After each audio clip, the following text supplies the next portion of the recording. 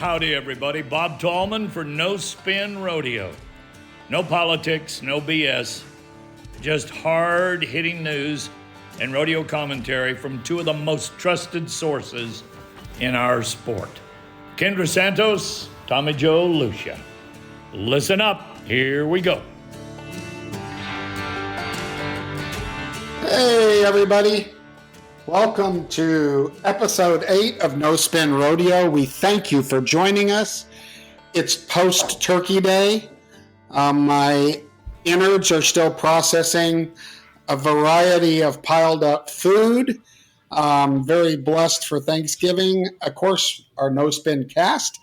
I'm joined by the smartest guy that I know, Greg Teagarden with Piranha Productions.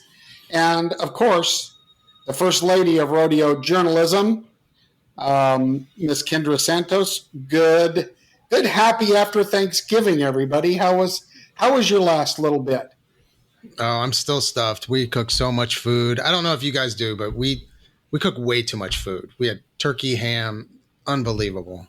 What about you, Kendra? Did you have a big meal, or did you eat spam? Okay, so I'm 3 weeks away from returning 1 year ago from the NFR to a house flood. And so I'm still living on a concrete foundation in a gutted house. And so if it looks like I was born in a barn and I'm living in a horse trailer, it's because, I was kind of born in a barn, like when my dad was at vet school, born at home, whatever, but I am living in my son Lane's horse trailer, and I think I'm being a pretty good sport, and we're rodeoing. But I have had a super cool few days on the heels of the most extraordinary road trip. On a personal note of my rodeo family,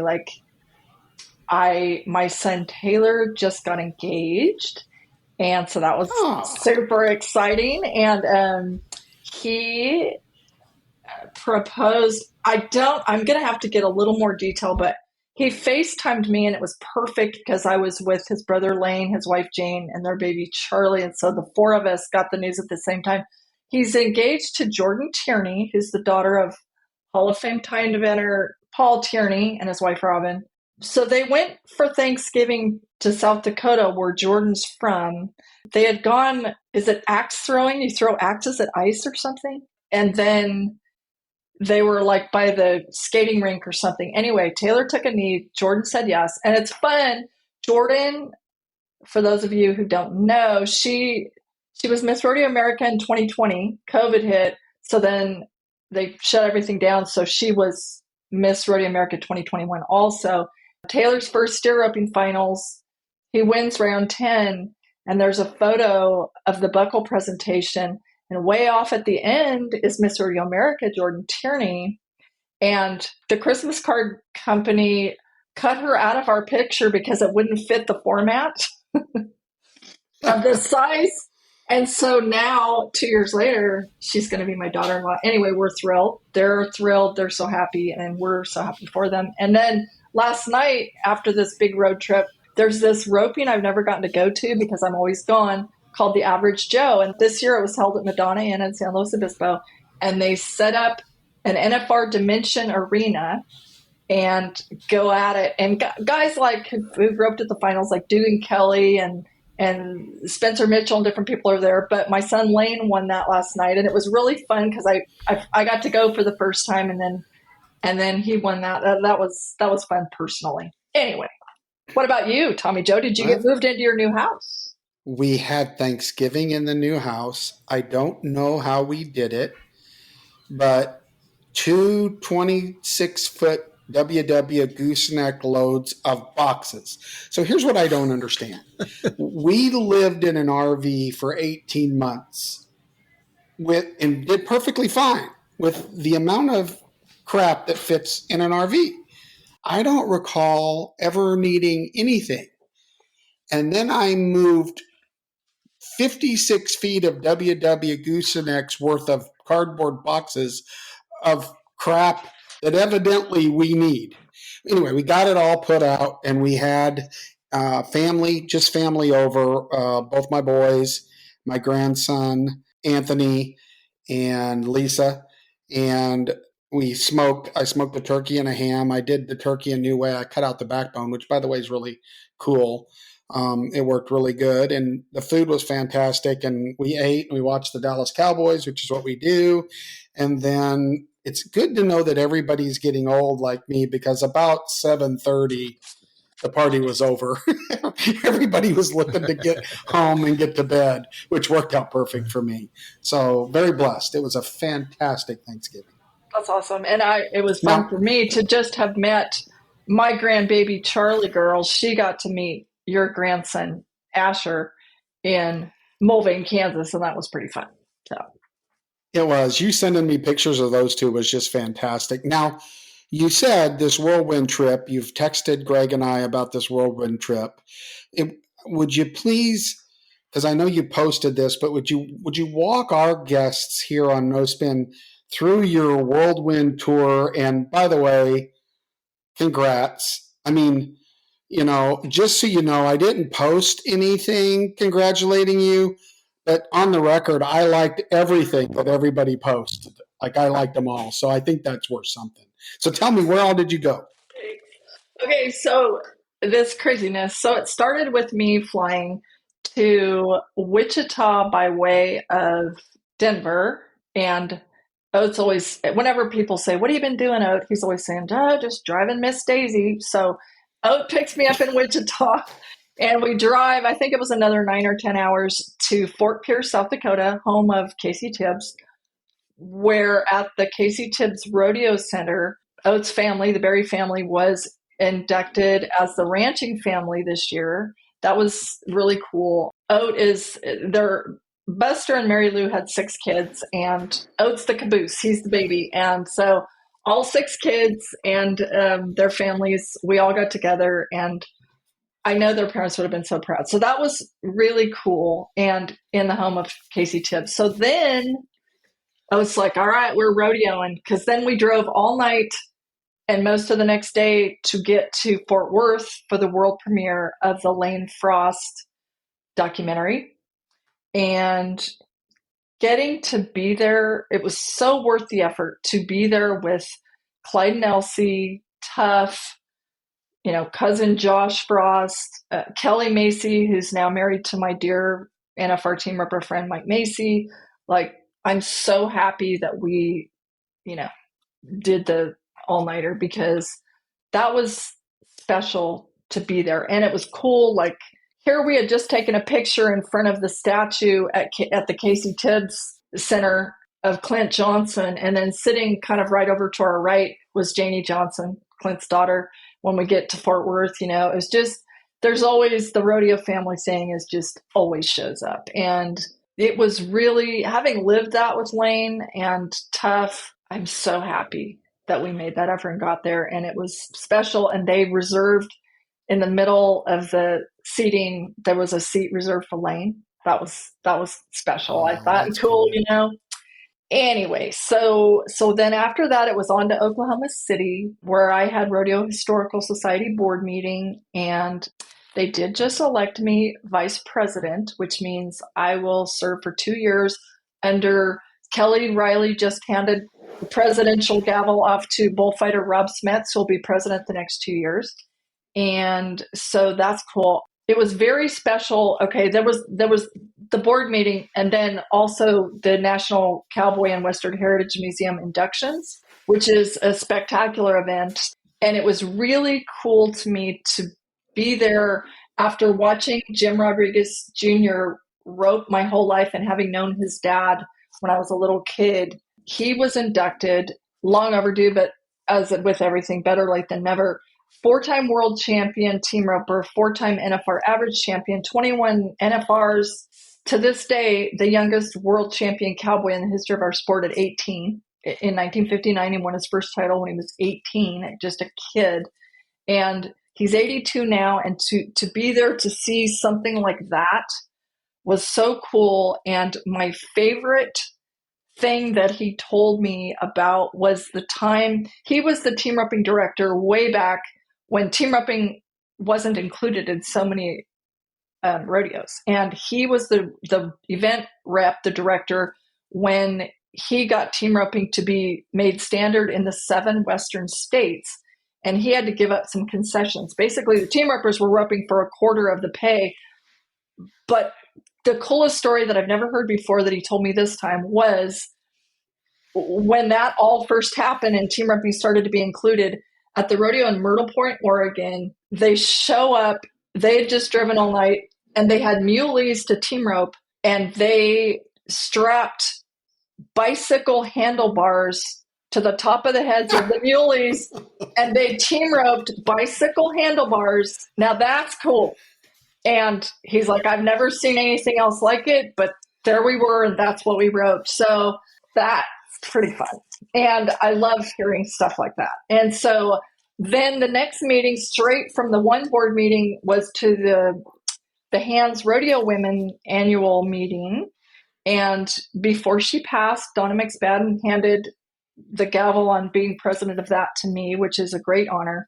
That group, which basically we lift rodeo people in the rodeo family up that need it. And I'm really proud. I've been a hand since they started it, and it was started by June Ivory, Liz Kessler, Sharon Shoulders, Donna McSpadden, and they brought me on, and they called me Kid, and I'm really proud to carry on that tradition. And it's a cool thing. And people like Reba McEntire are original hands also, and it's just a personal. It makes us feel good to help people. So there's that. From Oklahoma City, it was back to Fort Worth for the National Cowgirl Hall of Fame inductions.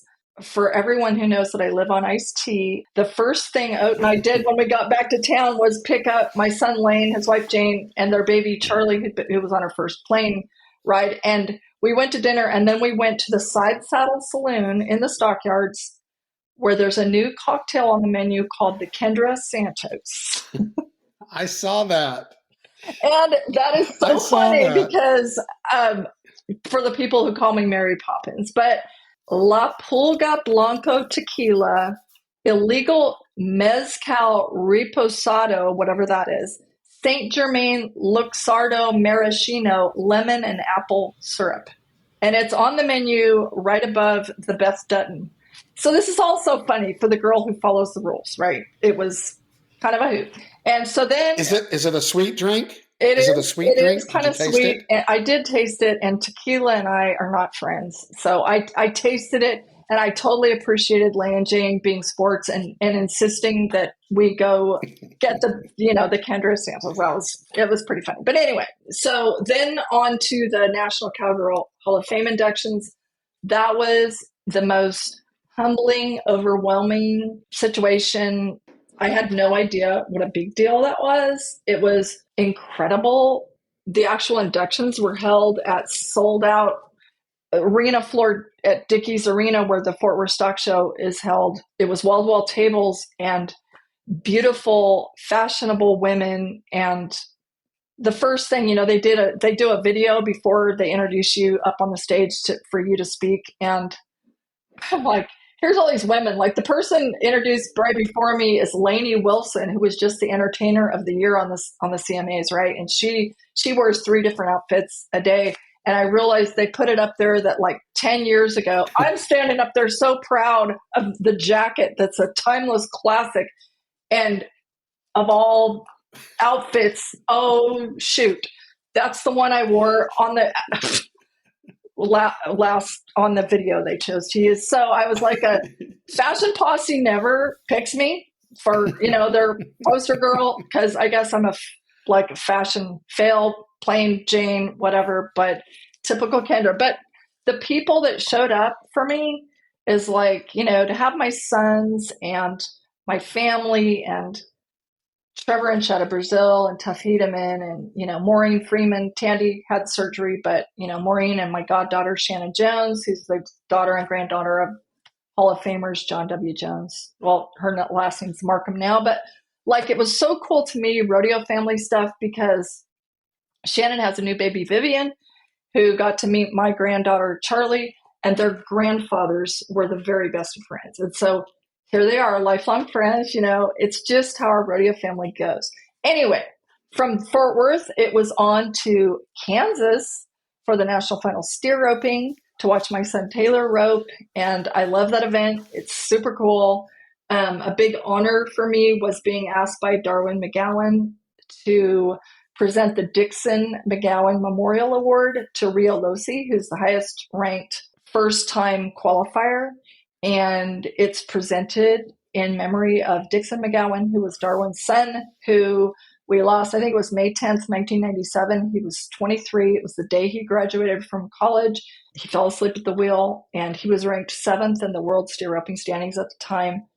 It's a cool award. By all accounts, Dixon was a very talented and amazing young man. And two of his mentors were Arnold Feltz and Guy Allen. And Guy, the legend Allen, 18-time world champ, and Guy helped me present that to Rio Losi. So that was cool. I don't know. It goes the steer roping, just to cap the steer roping, how that went. Cole Patterson won his second world title. He's 28. His dad, Rocky, who's a 4-time world champ, won his third steer roping finals average. A father and son have never pulled off that little feat before. Rocky Patterson's 58 years old. So, if that's not cool, like he took it to him, and that's cool. We had a blast, and I made it home, and now I'm back to living in a horse trailer. So, for another week, and then it's NFR time. So, well, huge congratulations. Thank you. Well deserved. Not much to be said, but when respect is due, it should be given, and it has, and it's. We're very happy to be able to do this with you every couple of weeks because the world respects you, and so do we. So very big congratulations to you. Thank you very, very much. I appreciate it. Well, I've got in a little bit of rodeo news. The only thing that because that was really rodeo news, your tour of the center of the country and receiving. I mean, you're going to need you better build a pretty big cabinet in your house there. But anyway, I did hear of a passing of someone that I've known for a while, and his name was Ron Craver. And I don't know how many of our listeners will know Ron Craver. He was in an auto accident where in I think it was Schuyler, Missouri, where a 19-year-old hit him head on and killed him. And Big Ron Craver, I called him Big Ron. He was 63 from Bloomfield, Iowa. And Ron was a kind of the old school bullfighters. Some of our listeners will remember it was irony, but when I was young, the bullfighters were huge. George Doak, Cajun Kid, these guys were like this would be like steer wrestlers of today, were bullfighters, and it wasn't as if they flew around the bulls like the younger guys do today and never got touched. They actually just got beat. But they took the beating instead of the guy on the ground and manhandled the bulls. Wilbur Plugger was a steer wrestler and a bullfighter, and he was very tall. Yeah, that's true. Wilbur hit the ball into the stands more than I think he saved Cowboys. But still, big man, I agree. He had this big round ball that he would hit in the stands, usually when a really mean bull was coming out. He had the Wilbur Weezer also. Yeah, this is true. Yeah. But so Big Ron, real quick question, really quick story about Big Ron. Huge man, fought bulls at Mesquite, loved animals, very kind person. But just imagine just this huge man. And the one story that I'll share of Ron in memory is my very first PBR was in Laughlin, Nevada for Jerome Robinson. Jerome went to Brazil to do Tour de Modelo or something, right? Some stuff that Jerome Robinson used to do in these other countries where they would do these rodeos, PBRs. So he was gone, and he called me, and it was my first chance to produce a PBR event, and I went to Laughlin, Nevada. And if you ever went to the Laughlin PBR, it literally started in the desert. Like there was nothing there. Like, and I mean, when I mean nothing, not a light pole, not water, only scorpions and giant bugs and a lot of heat. And so we're starting to set up, and I'm a little overwhelmed because Jerome said, you know what you're doing, just go do it. So this crew shows up, and on the crew's Big Ron Craver, and we start setting up the arenas. And if you don't know what this is, some of you might, little test, RASP 16. That's a preferred model number for a panel. RASP 16. 16 is a little indication here. It's a 16-foot long panel that's usually used in roping boxes. It weighs about 167 pounds. And there's a handful of, if you've ever set up an arena like I have, and Dave Pickering and Matt Noble and all my friends that are experts, Ted Growney, that 16, that's a two-man panel, okay, like a gate. You don't carry the 16 by yourself. I said, we need to move that 16 and put it over in that corner. And Big Ron Craver goes over, and I'm watching him walk over. He grabs this 16-foot. Now, this isn't the lightweight panels. These are rough stock panels, so they're 16-gauge tubing made by Prefert. And by the way, Prefert stuff is so much heavier than everything else's, which is why it lasts. He lifts this 16-foot panel over his head and walks 600 feet, sets the panel down, and we're all just standing there watching him like, oh my God. Then if you've ever pinned a panel, so you got pins on the post, you got to put the panel and you pin the bottom pin first if you're smart. You lift it up and pin. He pinned this 16-foot panel himself. And those of you that have done it know what I'm talking about and know the amount of strength that this human had. But he was just one of those bears that was really sweet, good man. Sorry to hear about his passing, but hats off to Big Ron Craver, a friend of mine, and will always be remembered. So we're going to miss Big Ron. Yeah, that's untimely. sad. Yeah, that is sad. And I have, when I was the PBR's editor-in-chief, there was the most memorable. We went from Charlie Horkey's house in Las Vegas in a limousine. I was with Tuff Hedeman and Owen Washburn, and we went from Las Vegas to Laughlin in a limousine. One unnamed world champion PBR bull rider, not named so far. We have to keep pulling over so that poor person could fertilize the desert. And I've never seen it before where the judges had to tell someone that they were not allowed to ride because they were unfit. But anyway, that was memorable. I remember that. The interesting thing is, again, we're getting off track here, but the drive from Las Vegas to Laughlin goes through, I think it's Searchlight. It's the mobile home community, right, where it's all mobile homes, including the town hall, which just cracks me up. The town hall is a single wide right there in, I think it's Searchlight, but that drive across there. But I do remember one certain person not being able to ride in Laughlin because I almost was physically accosted when that conversation was had. So we'll move on. Okay, moving on. I want to pin you before we move past news. I want to pin you down, put you in the corner where I had you a couple weeks ago. Is there any movement on when I cornered you the first time about contestants' families getting some sort of preferential seating or access treatment on back number night at the NFR? Yes, there is. We did take that idea to the PRCA and it has been approved. Now, some things to quickly cover on that. Remember, the reception is standing room, right? There's not tables, it's standing room. And I think it's a credit to the changes in the production. That thing sold out in 17 minutes and the awards banquet sold out in 9 minutes. That's pretty amazing that people are enjoying the shows. So remember that the reception is standing room only, and we have a runway in the new design where the groups of contestants and groups go up this runway and walk to the stage. So what has been approved is on one side of the runway, we're going to section off a 30 by 4 foot area. When, for instance, the bareback riders go up, when the bareback rider checks in, he'll be able to give his wife and a child, if they're carrying a child, but we have room for basically one person, right, to get in that area. And they'll come in when the bareback riders come in, those bareback riding, significant others, or whoever they want. The one person can stand there, take pictures, high five them, and then we'll ask them to graciously leave. So the next group, because there's just not enough room to put 15 times 9 or 8 in that area.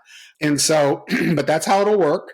When the Cowboys check in, for the back number ceremony, they'll get given I believe it's going to be a wristband from the PRCA, and then the security staff will let those people in, and so that they can be right on the runway. So when their significant other comes by, they can take a picture, they can hold up their child, they can do whatever they wanted. We'll just ask for them to shuffle through so everybody gets their shot. So good idea, and congrats to the PRCA for allowing us to make that happen. We think that's special for the families. Thank you. It's cool. Thank you. Good idea. It was a good idea, and we're glad we're doing it. Okay, well, we're going to keep moving on. We have an action-packed show. This is going to be one of the longer no spins, but you should hang in there with us. This is a good one. I wanted to take a minute to address feedback real quick before we move on and get into point of view. I need to stand corrected. The 940 texted, Wade Garrett is from the Ute Stampede in Nephi, Utah, not Lehigh. Nephi is the home of the Ute Stampede. Congrats to Wade Garrett. And so I wanted to make that correction. Thanks to our no spinner for, I actually think I know who this one is, even from the area code. That's a correction. My apologies for that.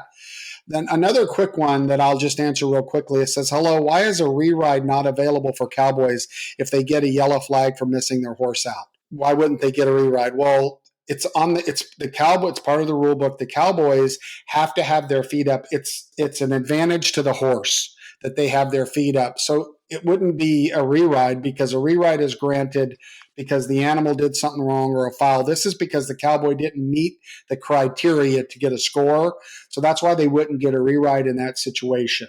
They have to have their feet up there to give the horse the benefit of getting their feet under them before they can start spurring. So a re-ride probably wouldn't be in order on the markout rule. Next from the 403, and they're talking about me here, so a little criticism from the 403 says, why does basically Tommy Joe refer to the NFR as the Super Bowl of rodeo? As big as the NFR has become, it hardly needs to be mentioned in this fashion. I apologize if that bothers you, but for me, the greatest achievement in sport, besides maybe the Olympics, but one of them is the Super Bowl. And for me, if you're in the NFR, that is the biggest stage. And for most people to understand the depth and breadth of the NFR, Super Bowl is a good descriptive for me. I use it. Sorry if you don't like it. I sure don't want to offend anybody. Yeah, but we're making new rodeo fans every day, in part because of, things like the Cowboy Channel and the internet. And that is a very easy and relatable comparison for people to understand. I mean, it's like saying the PRCA is the NFL or Major League Baseball, the NBA of rodeo. It's the same comparison, and I think it's legit. And to each his own, but that's my personal opinion. Well, I'll try not to use it as much, but I still think it's accurate and fitting. So if I offended you or you don't like that, I'm sorry, but I'll probably do it again. The last one, which is a good one, I love this podcast. I feel like it's the most factual way to keep up with the pro rodeo world. So we thank you for giving us positive feedback too. And we want to remind everybody to be sure and be a part of communicating with us. You can text us. All we get is your area code. We don't know who you are, at 817-668-2395. Once again, that's 817-668-2395. Or shoot us an email at nospinfeedback@gmail.com. Okay, so big day. Boy, the last week, we kind of touched on this for point of view. We've talked about this some episodes ago. Remember the 16th bull rider at the NFR, and we talked about, being 16th and getting in, and then Casey Field's news broke with us, which we're very honored to have that as a part of that conversation. And the last week has been a whole unraveling of the same conversation with rodeos counting. That even goes back to say all these things. So, Kendra, can you, for all of our fans who maybe are not as in depth with what has happened in the last week, literally, can you catch us up on the controversy with the team roping and number 16? I can, and I'll try to boil it down as succinctly as I can. As senior editor of the Team Repping Journal, I did break the story a week ago today, which November 20th. I had a number of very, very strong sources. So the basics is that 17th ranked Coleby Payne, a healer, filed a grievance. His grievance was that someone at the PRCA had given him an incorrect rodeo account. He filed a grievance when he was finished the season ranked 17th, saying, they gave me bad information. So in essence, the Governor's Cup, the $1 million cinch playoffs in Sioux Falls, South Dakota, was his 76th rodeo officially. And on November 20th, the PRCA Grievance Committee ruled in Coleby Payne's favor that because the PRCA had told him his count that Sioux Falls would be number 75, that he could count 76 rodeos, which him being able to count the money won at Sioux Falls put him up into the top 15 and took 15th place healer Tyler Worley, who went to 74 rodeos, because he was holding back that 75th bullet for Sioux Falls in case he made it, which he did not. The original ruling on November 20th bumped Payne in, Worley out.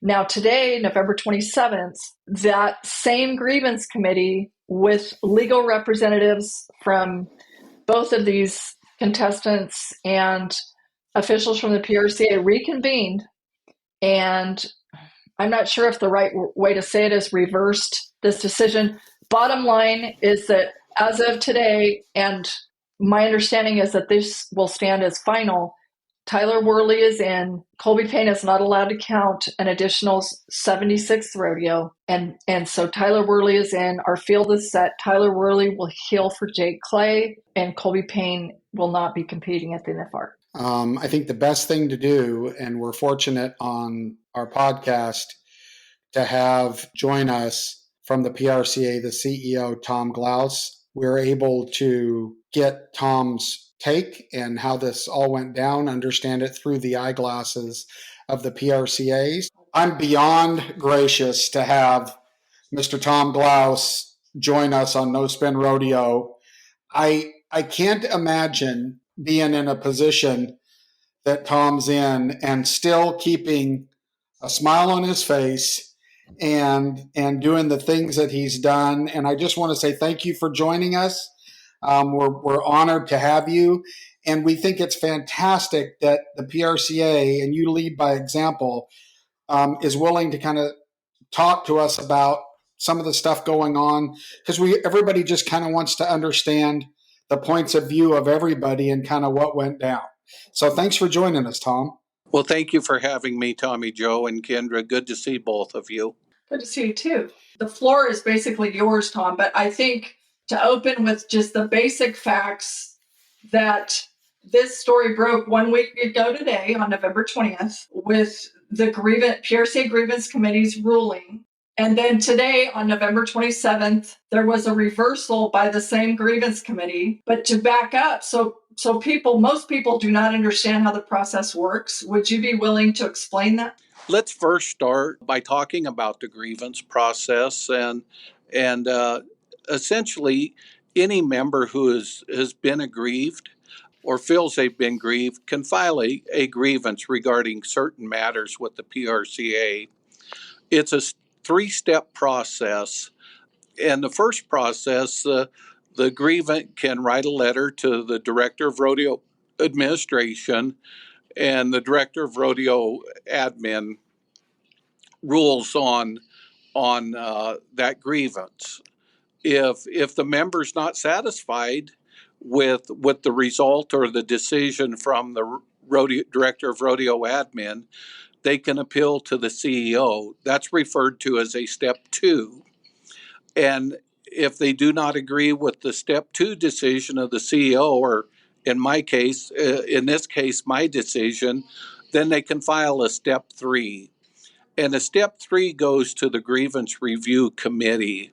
There are 9 members of the grievance panel, plus a chairman.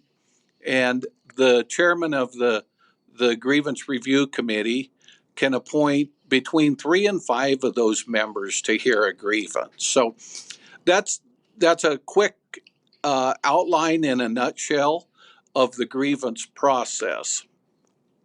In the case at hand, Coleby Payne filed a grievance regarding the money he won at Sioux Falls or the Governor's Cup counting for official world standings.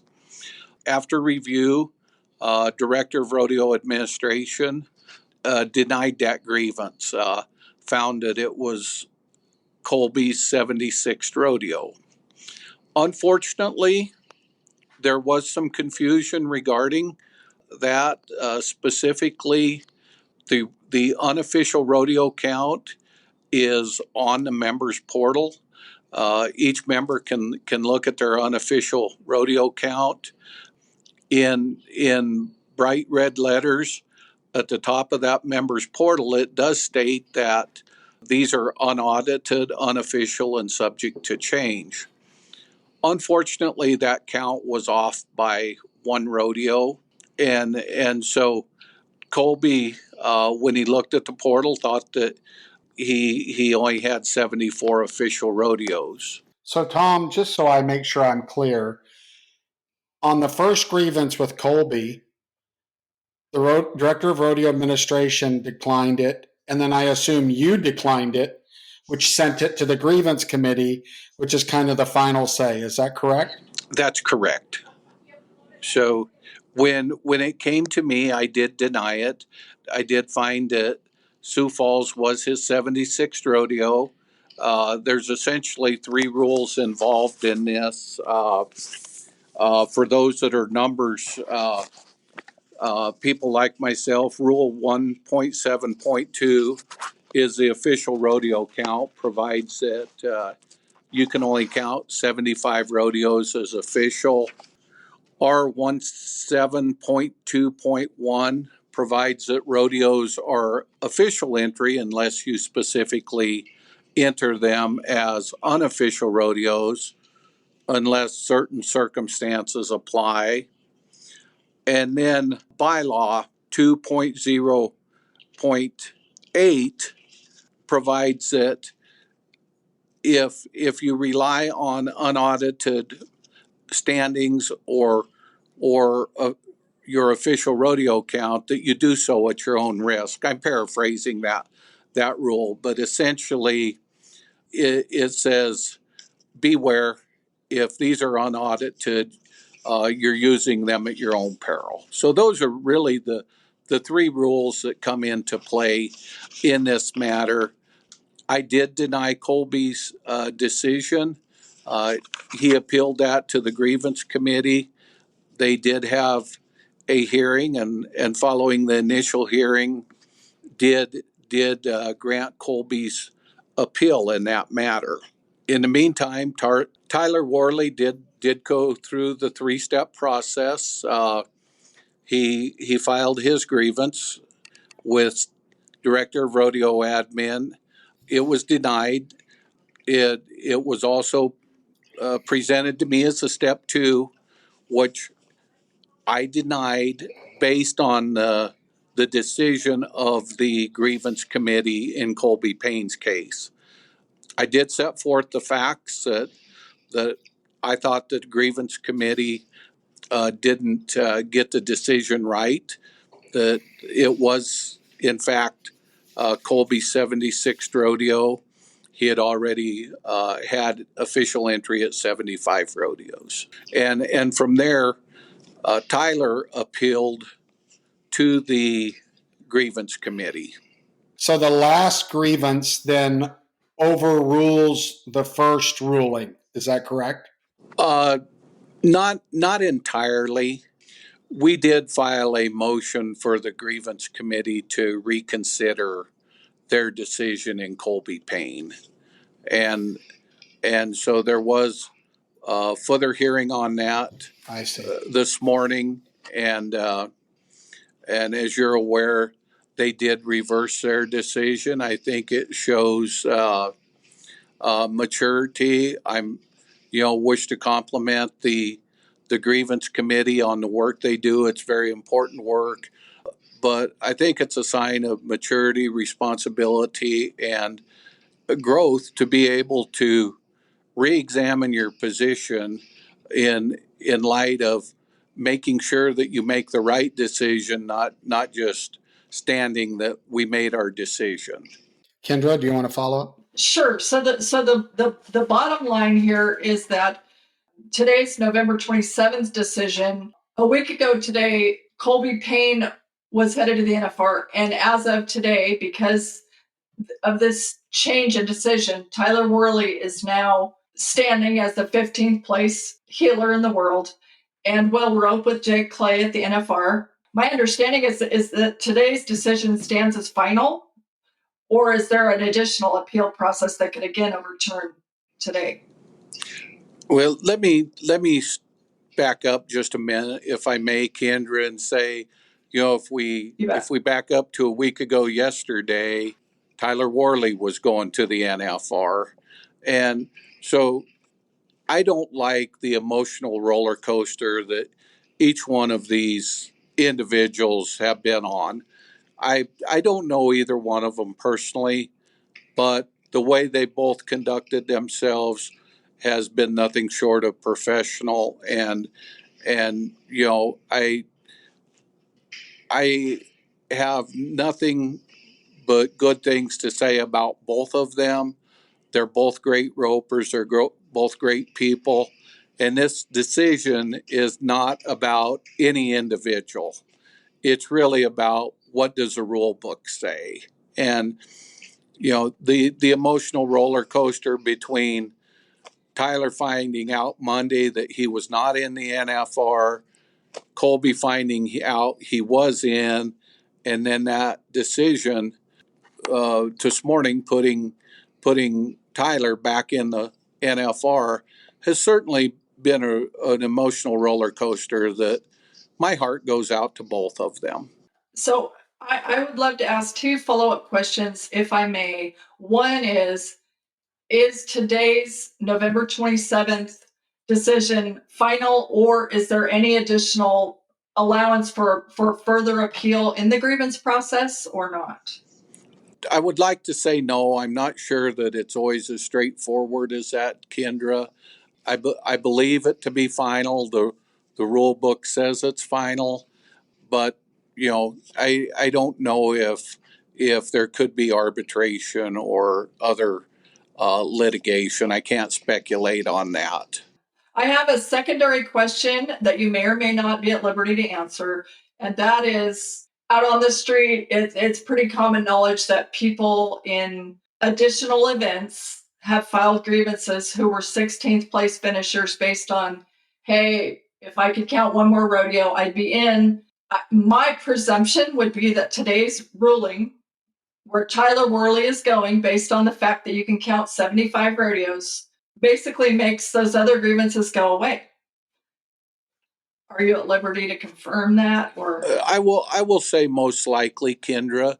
They haven't made their way to my desk yet as a step 2 process, and I don't want to prejudge any of those potential grievances because I haven't seen them. I don't know what the facts are, and so I would say most likely it is persuasive on any potential grievances, but I don't want to foreclose that until I see what their arguments and facts may be presented. I don't want to prejudge it until I've actually seen them. that's fair, and I appreciate it. And also, for so many people who probably do not know, for me, it's relevant that besides you being a former contestant and raising an NFR contestant, you are an attorney by trade and who has served long-term as a judge with a strong legal background. I'm just stating that as a matter of fact. It's not a question, but I think people out there who don't know that, fair enough to tell them that. Well, that may be good or bad. I'm not sure which way that cuts, but I have practiced law for 35 plus years and been a municipal court judge, sat on the State Board of Equalization, and done a lot of administrative hearing work in both of my roles with the state of Wyoming. I'm also very confident to say that no one would like to change trade drops with you. Well, these Thankless. are difficult. These are difficult times, and as I said earlier, it's not about personalities or individuals. My allegiance is to the rule book, and our rule book separates us from all other organizations, and so I believe strongly in it. And if we don't like what the rule book provides, there are mechanisms to change the rules. And so I think at the end of the day, we've just got to keep that in mind, that the rule book is our controlling law at the PRCA. I'm very appreciative of that fact, because I believe in the rule book, and that goes all the way back to the Cowboys Turtles. Like, the rule book has to be our go-to. So I appreciate that. It's what our integrity of our association is based on. So I'm not quite the journalist that the first lady of rodeo journalism is, but I have a couple questions. One is, in hindsight, Tom, looking back at this situation, are there things going forward that your group, that management would change to help alleviate this kind of thing happening in the future? Or is this really means that the Cowboys need to be professionals and keep track of their rodeos and reference the materials provided by the PRCA? Basically, is there anything that you've learned that you would do differently? Yes, I don't foresee it changing, that the ultimate responsibility lies with the cowboy. But I don't like the fact that we had information on our website or on the member portal that was not 100% accurate. And so we have committed, and the board has committed to supporting updating our IT structure. And there's two possible scenarios here, and I don't know which one is correct, but we have created some convoluted situations for ourselves. If you think back to the Texas Circuit Finals, it just switched from being in Waco on New Year's Eve to the first weekend in October. And so you have to have 15 rules, participate in 15 rodeos to qualify for the circuit finals. So the circuit finals in Waco actually occurred in the 2023 year. And because your circuit finals can't be your 15th rodeo, it is a unofficial rodeo. It counts for circuit standings, but it doesn't count for a participation count on the 2022 circuit side of the equation. On the world standing side of the equation, it is an official entry rodeo, and it counts for world standing. So there is certainly room in our systems that a mistake was made in how that's configured between the 22 and 23 rodeo year. And the other possibility is everyone's well aware of, we had a IT breach. We got a ransomware notice. Most of our files were recovered, but our data was encrypted. There were some files that were not recovered, and I can't say for certain that there was not a encryption here that could have caused this error as well. I am comfortable that it's one of those two scenarios. So, we have to be diligent at the PRCA as well. We ultimately, I don't see personal responsibility changing from the contestants or the members, but I do want that information that we're giving them to be accurate as possible. That was a long-winded answer. I don't know if I answered your question, Tommy. I think that's great. So, we're so traditional in rodeo that we're often slow to react to some of the progressions. And it sounds like you're committing to put effort from the entire team, which I think you started a year ago, into improving that and getting this as dependable as it can be with a really, really big rule book. Is that fair to say? It is, and it's a complicated rule book, and there's almost exceptions to every rule in the rule book. But I, as a leader, you have to accept that there will be mistakes, there will be human errors, but we have to learn from them human errors, and we can't continue to repeat those errors. And so I believe that there's a learning curve here. We're not happy that the information was not as accurate as it could have been. That doesn't sit well with me either, even though the ultimate responsibility rests with the member. Can I also say, it not only is your official rodeo count your responsibility, but very, very important that you know to the penny how much money you have won. That's on the cowboy too. I'll just say that as a parent, but to me it falls along the same line of thinking that this is not a professional sport where there's a team taking care of your business for you. Cowboys have always been ultimately responsible for their own keeping track of it and handling their own business, and that goes for your earnings also. It is certainly is a good point, Kendra, and the same rule that supports the official rodeo count, 2.0.7, also speaks of world standings and official money. So you're absolutely correct, and I will say that the rodeo cowboys and cowgirls are as a whole are some of the best auditors that I know, because they do know to the penny what they've got won. And most of them can figure a payoff in about 30 seconds in their head when they know the added money and the number of entries. They really can. I don't care their level of education. The only exception is if there's a few doctors' releases in there. Otherwise, they're very, very accurate. Well, the cowboy, the unique part of our sport is this independence that we can't let go of. And that is this fierce independence. It's very similar to golfing, where the onus is on you. There's a lot more variables in rodeo, but it goes back to these guys doing their own business. And I have just my other random follow-up question is interesting to me.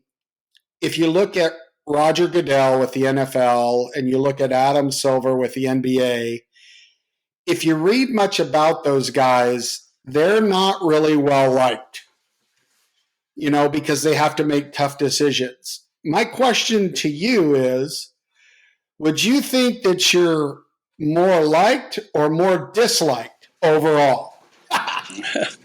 Oh, I'm not sure that's a fair question, Tommy. I will tell you that I work hard and I try and do my best, and sometimes the decisions go against individuals, but sometimes they're for individuals. But I always try and come back to the rule book as the controlling guideline, irregardless who that favors or disfavors. It has to be about the rule book, and if it causes people to view me in different light, so be it. Well, thank you very much for your time today. We really appreciate you jumping on with us, helping us walk through this. So we appreciate you giving us some time. Listen, for me, the most credible part of this is that the CEO of the PRCA addressed this formally to membership. Hats off, Tom. Very much respect. He kind of looks like a passive guy, but what a stand-up thing to do.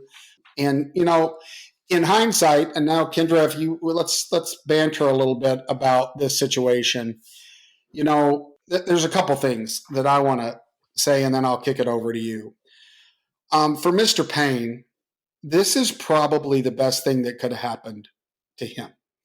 He may not realize this now, but for Coleby, had he got in rodeo, it's a brotherhood.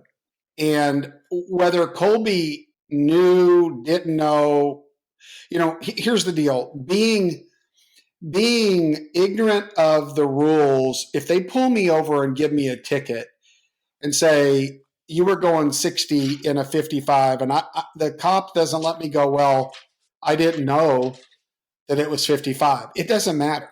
It's on me to make sure that I know the rules and that I'm playing by the rules. It's not the police officer, the highway patrol's job to make sure. Even sometimes the signs aren't posted. My point is, I think it's better for Mr. Payne here for this to have went down in the long run for him.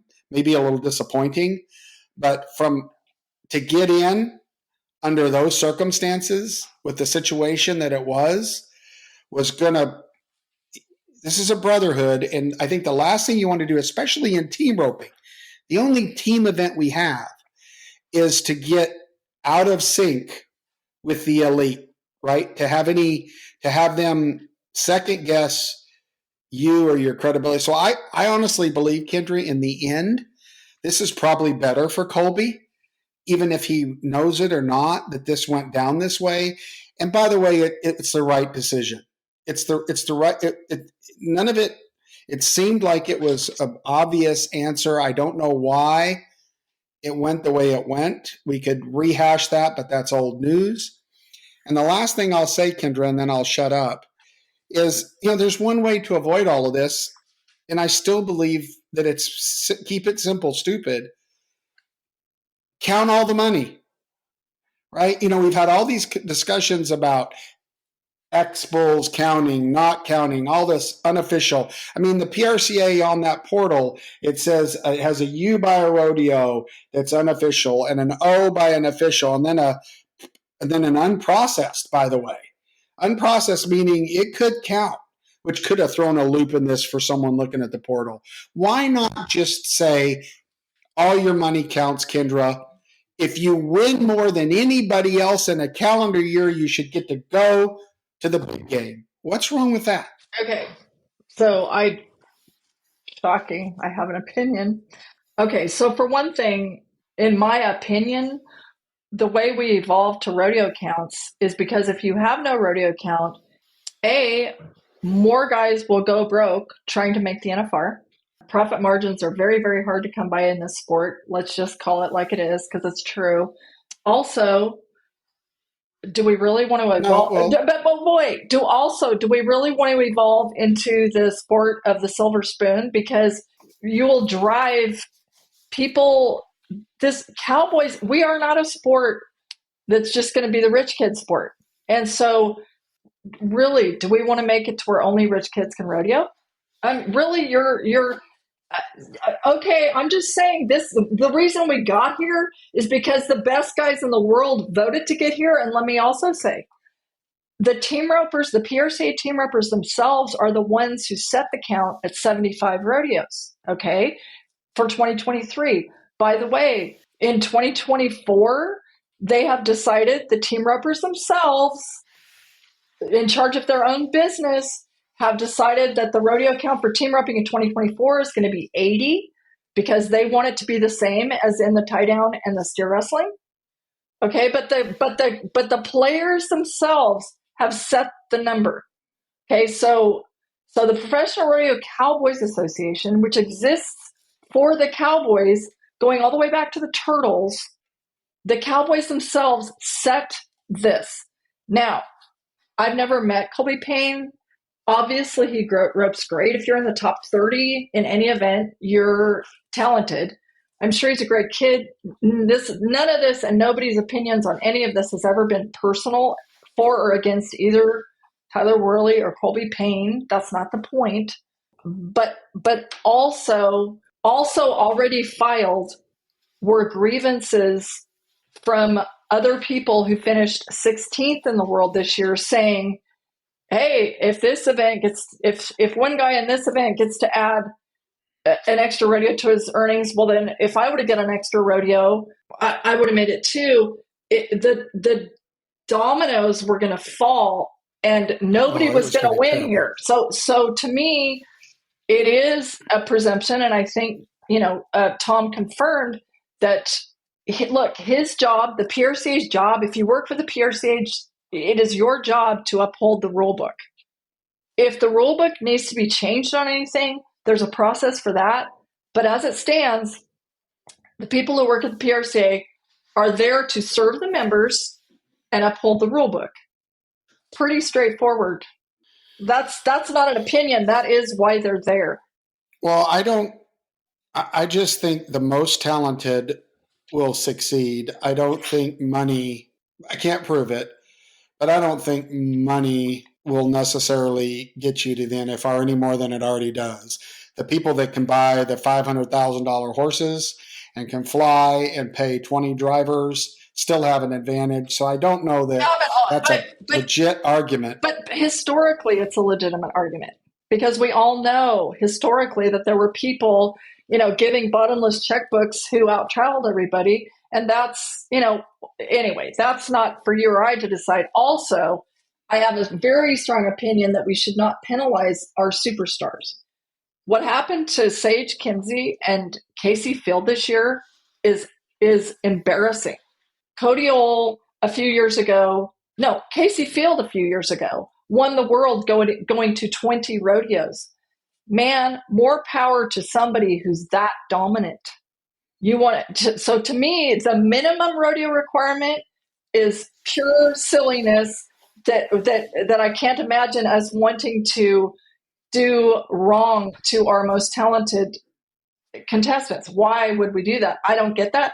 I do understand the reason the Cowboys themselves put limits on their rodeo counts, and it's a matter of profit margin. It doesn't. They're not limiting their. No, that's not. I think you're incorrect because the rodeo counts is what you count. I would agree with you if they said you can only go to 80 rodeos and let all these other people enter these other rodeos and give them a chance.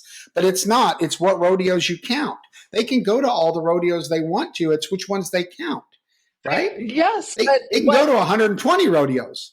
Yeah, they can go to 120 rodeos. What's your point? My point is, I think if you really wanted to put some teeth into it, I'd like to see them count and go to 80 rodeos. The 80 rodeos, not be able to go. The 80 rodeos is a level playing field, though. You can count your money from 80 rodeos. That's a level playing field that the Cowboys themselves decided. That's fine. I don't know. Here's the thing from a fan's perspective. If you don't understand how this works, the simpler that we can help novice fans understand how this works, the better it is for our sport. It's so convoluted. If you started to hear the rule books from Tom, well, in R.9.C.Z.D revision 33 of code 64, but anyway, I agree that we should go by the rule book, but the rule book has stuff in it that contradicts itself. That's just the truth. And so regardless, but I do want to bring up something that I read that I do think really sums it up. And I think it's really good. So 3-time world champion and Hall of Famer, more qualifications than anyone in the history, T. Woolman. He posted this, and I just think I think it really sums it up. And he posted, in my entire rodeo career, I knew how many, when I was up, what performance I was in, confirmation numbers, so I would know that most of the rodeo guys check back and forth with the PRCA to know where they are in the stands.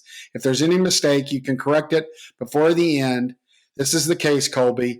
He must have checked, figured, he went to too many rodeos. Now he needs to man up and say, my bad, I went over. I don't get to go to the NFR. Good luck, everyone. And it's just accountability, right? We're an individualized sport. The PRCA assists them with keeping track, but you need you need to know your business. If you're a professional and you want to get into the Super Bowl of rodeo, you better do your homework, keep your stats, know where you're at, and don't rely on anybody else for anything else. Because, by the way, the PRCA can't throw that heel loop. They can't do anything. Take possession of not only what you do in the arena, but out of the arena. Keep track of your business. So that's what I think. I would like to read a 2-sentence excerpt out of the story that the Team Roping posted of mine today, the Team Roping Journal. The fact that rodeo is not a professional team sport in which players' business is managed for them factored into this final decision by the Grievance Committee. Professional rodeo cowboys have always ultimately been required to keep track of and handle their own business, and that point stood today. Preach. I agree with Tom. The emotional roller coaster that both of these guys were on, I feel sorry for both of them. However, for Worley, he did it the right way. He did it with 74. He deserves to be there. Here's the deal. The PRCA stood up. The right thing was done. And I'm glad that we're able to report that the facts were the facts. They did the right thing. The right people based on the rules will be there. So that makes me happy. That makes me real happy. Well, that's any final words? Otherwise, Greg, you have been kind of quiet. You got any control room thoughts on this at all? It's the right decision. Letting someone get an extra rodeo because of a technicality, and basically that's what it is even the portal does say it's unofficial rodeo counts, right? And I'm still learning about this industry and understanding how all the little quirks work and how everything gets figured out. So it's nice to see that, there is some clarity, especially in the rule book, to tell people, this is how it's got to work. And, it's the right decision that we've come out with today. Yeah. Well, congratulations, Worley. I'm glad you're in. Mr. Payne, get a handful of number 2 pencils and probably document that. Final word, Kendra, for episode 8? Just to say to every contestant, new, old, and the veterans know this, keep track of your rodeos, keep track of every dime. Every cowboy has a book, and your business is your own. You're an independent contractor. I'm pretty sure that you pounded that into your boys' heads. So on behalf of Greg Teagarden and Kendra Santos, thank you for joining us for a long but very, very good episode 8. We will see all of you. Remember, we will be at 10:30 in the morning right beside the Coronado at the South Point Hotel.